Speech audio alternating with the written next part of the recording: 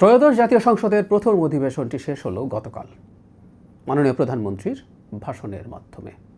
এটাই রীতি, সংসদ নেতা ভাষণ দেবেন এবং সেই সংসদ অধিবেশন শেষ হবে। তার ভাষণ নিয়ে কয়েকটা কথা একটু বলতে চাই। আমি সবাইকে অনুরোধ করব তার দীর্ঘ ভাষণটি শোনার জন্য।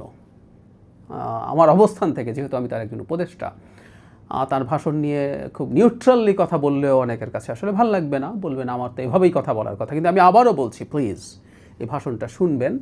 বাংলাদেশের সংসদীয় ইতিহাসের একটা গুরুত্বপূর্ণ, অতি গুরুত্বপূর্ণ মাইল ফলক বলে আমি বিশ্বাস করি। আমি সেটা নিয়ে কিছু কথা পরে বলবো।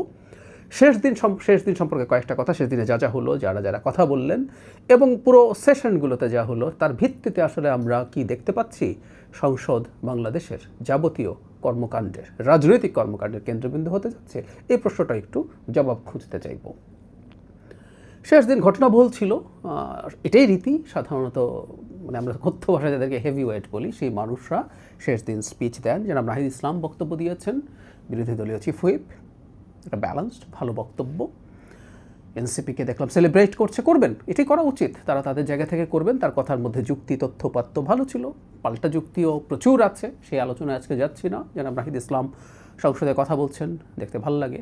আমি প্রায়ই বলি যে গণঅভ্যুত্থানের পোস্টার বয় তিনি অনুপ্রেরণা জাগিয়েছেন।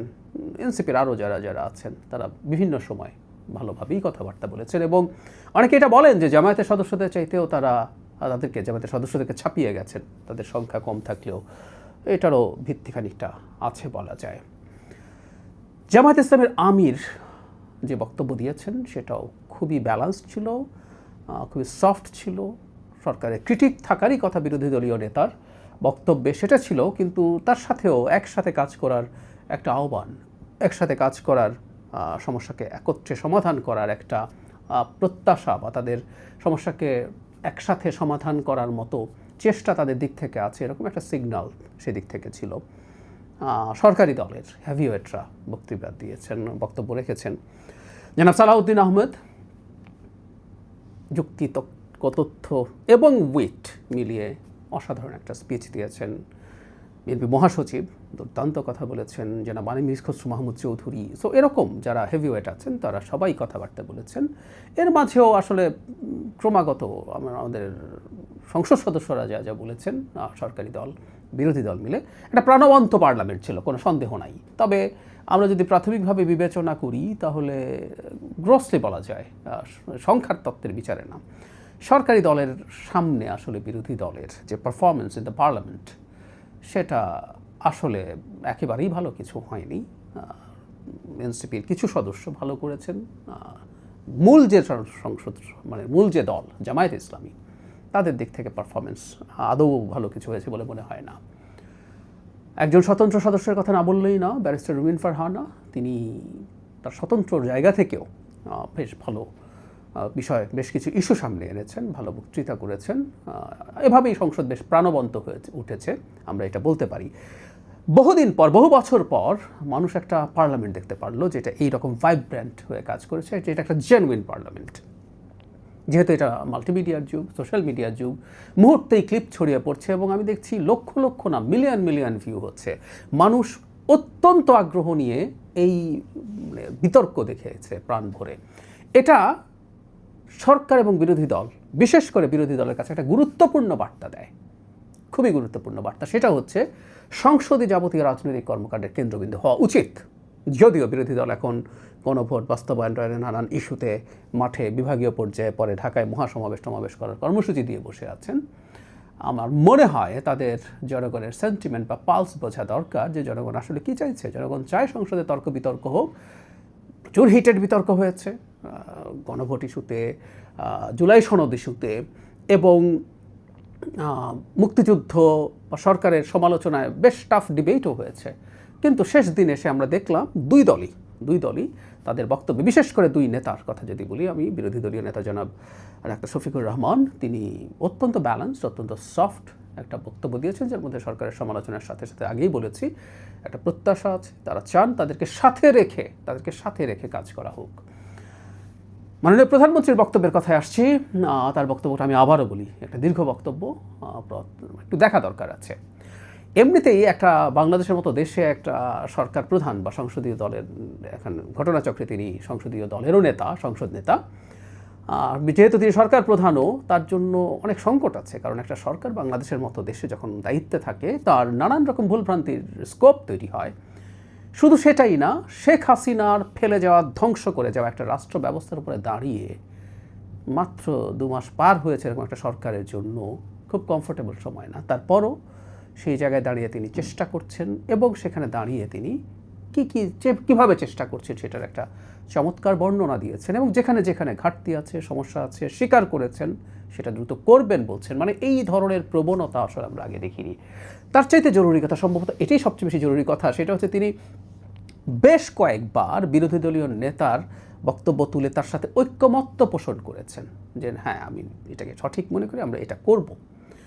এই যে বিরোধী দলকে অ্যাকোমোডেট করার চেষ্টা এবং তাদের সাথে একসাথে কাজ করার চিন্তা করেছেন, এখনও তার সদিচ্ছার প্রমাণের জন্য ডেপুটি স্পিকার পদটা বিরোধী দলকে দিতে চেয়েছিলেন, সেটা উল্লেখ করে তিনি রীতিমতো বলছেন যে এই পথ এখনও খোলা আছে, তিনি চান এখনও সেটা হোক। সো বিরোধী দলকে রেখে একসাথে কাজ করার এই যে চেষ্টা, এই যে চাওয়া, এটা অসাধারণ। বিরোধী দলের উচিত হবে রাষ্ট্রীয় কাজে এভাবে পারফর্ম করা, এভাবেই চলুক, সরকারের সমালোচনাও চলুক, কিন্তু সরকারকে কাজ করতে দিতে দেওয়া উচিত। এবং এর মধ্যে খুব ইন্টারেস্টিংলি তিনি 173 দিন হরতালের প্রসঙ্গে এনেছেন।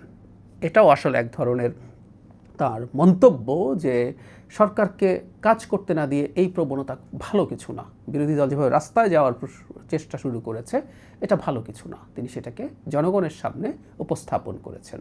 একই সাথে নানান ডিবেট প্রসঙ্গে তিনি যেহেতু সরকার প্রধান, তিনি যেহেতু সংসদ নেতা, কিছু ডিবেট, বিশেষ করে সংসদে স্বাধীনতার পক্ষে বিপক্ষে ডিবেট প্রচুর হয়েছে, এবং সেই পক্ষে বিপক্ষের ডিবেট নিয়ে বিরোধী দলীয় নেতাও এক ধরনের ক্ষোভ উষ্মা প্রকাশ করেছেন, উপনেতাকেও দেখেছি এটা নিয়ে কথা বলছেন। তো এটা নিয়ে আমি গতকালই একটা ভিডিওতে কথা বলেছি। আমি মনে করি এই ডিবেটটা আসলে থেকে যাবে, এই ডিবেটটা সরে যাবে না। কিন্তু মাননীয় প্রধানমন্ত্রী একটা খুব গুরুত্বপূর্ণ কথা সামনে এনেছেন যে এগুলো যদি অনেক বেশি চলতে থাকে, এগুলো আসলে সংকটে পড়া মানুষদের সংকটের হাসি ফোটাতে পারবে না। হামে আক্রান্ত শিশুর মায়ের কথা বলছেন, হাওর অঞ্চলে যে কৃষক তার ফসল হারাচ্ছে তার কথা বলছেন, সেগুলো উল্লেখ করেছে। সো ওই প্রশ্নগুলো খুব গুরুত্বপূর্ণ। এবং হিটের বিতর্ক শুধু মুক্তিযুদ্ধই শুতে হয়েছে তা না, জুলাই সনদোষিত অত্যন্ত উত্তপ্ত বিতর্ক হয়েছে, যেটা হবারই কথা ছিল। এবং আমি বহুবার বলেছি, আমি সংসদ নির্বাচনের আগেই বলেছিলাম যে পরবর্তী জায়গায় এই ঘটনা ঘটতে পারে, এবং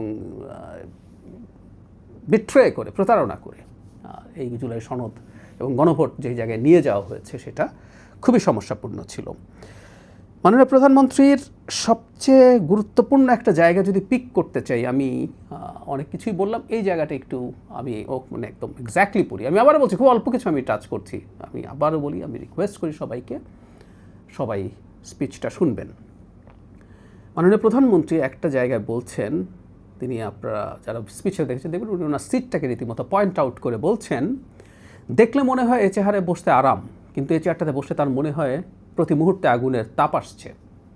এখানে অনেকে একটু হাসছিলেন, তিনি থামিয়ে বলছেন উনি এটা সিরিয়াসলি বলছেন, এটা হাসির বিষয় বা হালকা বিষয় না। তিনি বলেন, আমি হয়তো আরও পপুলার কথা বলতে পারতাম, যেটাতে আরও অনেক বেশি তালি হয়, কিন্তু এই চেয়ার আমাকে বলে আমি সবসময় পপুলার কথা বলতে পারি না। তিনি বলেন এই চেয়ার বলে তাকে সঠিক সিদ্ধান্তই নিতে হবে, পপুলার সিদ্ধান্ত নয়।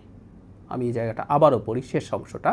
এই চেয়ার বলে তাকে সঠিক সিদ্ধান্তই নিতে হবে, পপুলার সিদ্ধান্ত নয়। আমরা খেয়াল করি এর মধ্যে আরও ডিটেল কথাবার্তা উনি বলেছেন। তিনি এটা বলেছেন যে রাজনীতিবিদ হিসেবে আমারও ইচ্ছে হয় আমি একটু বেশি হাততালি পাই, কিন্তু চেয়ারটা আবার ক্রমাগত এটা করে। পপুলার সিদ্ধান্ত একই সাথে জনস্বার্থে হতে পারে কখনো কখনো, আবার কখনো কখনো, যেটাকে আসলে তিনি উল্লেখ করার চেষ্টা করেছেন, কখনো কখনো বা অনেক সময় সঠিক সিদ্ধান্ত পপুলার নাও হতে পারে, আনপপুলার হতে পারে। প্রতিটা সঠিক সিদ্ধান্ত কোনো না কোনো মানুষকে, কোনো না কোনো শ্রেণী পেশার মানুষকে কোনো না কোনোভাবে এফেক্ট করবে, সেই কথাটা স্মরণ করিয়ে দিয়েছেন। আমি জনগণের কাছে আহ্বান জানাই, তার একজন উপদেষ্টা হিসেবেও, মাননীয় প্রধানমন্ত্রীর এই কথাটা আমরা যেন সবাই মন দিয়ে অনুভব করি। একটা সরকার একেবারে ধ্বংসপ্রাপ্ত, ভঙ্গুর না, ধ্বংসপ্রাপ্ত রাষ্ট্র ব্যবস্থার উপরে দাঁড়িয়ে দায়িত্ব নিয়েছে। সেই সরকারকে এই সব কিছু ঠিক করা, অর্থনীতি থেকে শুরু করে রাষ্ট্রীয় প্রতিটা প্রতিষ্ঠান ঠিক করার জন্য অনেক সময় আনপপুলার সিদ্ধান্ত নিতে হবে, জনগণ যেন সরকারের সদিচ্ছা, মাননীয় প্রধানমন্ত্রীর সদিচ্ছাটা অনুভব করার চেষ্টা করেন, সেটা রাষ্ট্রের জন্য ভালো হবে। দীর্ঘমেয়াদে, মধ্যমেয়াদে, স্বল্প মেয়াদে কারো কারো কাছে খারাপ লেগে উঠতে পারে, কিন্তু এটা আলটিমেটলি কল্যাণকর হবে, এই বোধটা যেন সবার মধ্যে থাকে। আমি আশা করি সরকার, আমি বিশ্বাস করি, এই যে সরকার অংশ হিসাবেও বলছি, আমরা কেন এই ধরনের যদি আনপপুলার সিদ্ধান্ত হয় সেটাকে খোলা মনে ব্যাখ্যা করার চেষ্টা করব, জানানোর চেষ্টা করব। আমি আশা করি তাতে তাদের এই বোধ কমে যাবে যে আমাদের ক্ষতি হচ্ছে বা আমরা খারাপ আছি। আমি আশা করি সবাই এই সমর্থনটা বজায় রাখবেন। শেষে কয়েকটা কথা বলা একটু জরুরি। এই সংসদ আসলে একটা বার্তা দিয়েছে, যেটা মাঝে একটা জায়গায় আমি বলেছিলাম, সকল রাজনৈতিক কর্মকাণ্ডের কেন্দ্রবিন্দু সংসদই হওয়া উচিত। জনগণ এই বার্তা দিয়েছে অসীম অসাধারণ আগ্রহ নিয়ে। ফেসবুকে ঢুকলেই কার বক্তব্য ভালো হয়েছে, কারটা খারাপ হয়েছে র্যাঙ্কিং করছেন, কার বক্তব্য এরকম হয়নি, ওটা হলে ভালো হতো, কি থাকা উচিত ছিল, সমালোচনা হচ্ছে, হাসাহাসি হচ্ছে, বিদ্রূপ হচ্ছে, স্যাটায়ার হচ্ছে। তার মানে মানুষ এটাকে এভাবে নিচ্ছে, মিলিয়নস অফ ভিউ হচ্ছে অনেকেরই বক্তব্যের। জনগণ এই বার্তাটা দিয়ে দিয়েছে, সংসদই যেন কেন্দ্রবিন্দু হয়। মজার ব্যাপার, এই কথাটা বিরোধী দলীয় নেতা, সংসদীয় দলের সরকারি সংসদ নেতা দুজনই ঠিক এই কথা বলেছেন, যে এর দিকে সারা দেশ তাকিয়ে আছে। সো দুজনই চমৎকারভাবে যখন একমত হচ্ছেন, ভবিষ্যৎ কি এরকম হবে? আমি আশাবাদী হতে চাই, শঙ্কাও আছে। কিছু হতে না হতেই রাজপথে যাওয়ার একটা প্রবণতা দেখছি। এটা গণতান্ত্রিক পন্থায় থাকলে ইটস ফাইন, কিন্তু যেটা হয়, মানে প্রচুর ভেস্টেড ইন্টারেস্ট গ্রুপ আছে, বিশেষ করে অনেকেই সংসদে আসতে পারেননি, তাদের কাছে মনে হয় সংসদ কেন্দ্রবিন্দু না হয়ে রাস্তাই মনে হয় ভালো। সো তারা প্রাসঙ্গিক থাকতে পারেন, তারা আছেন, বা আরও এর মধ্যে নানান ভেস্টেড ইন্টারেস্ট গ্রুপ আছে যারা বাংলাদেশের উন্নয়ন, বাংলাদেশের স্থিতিশীলতাকে পছন্দ করেন না। এই আশঙ্কাটা রেখেও আমি আশা করতে চাই, শেষটা যেভাবে হলো, দুই নেতা যেভাবে পরস্পরকে রেকগনাইজ করলেন, পরস্পরের সাথে একসাথে কাজ করার কথা বললেন, সেভাবেই সব কিছু চলুক। আমরা আশাবাদী হতে চাই।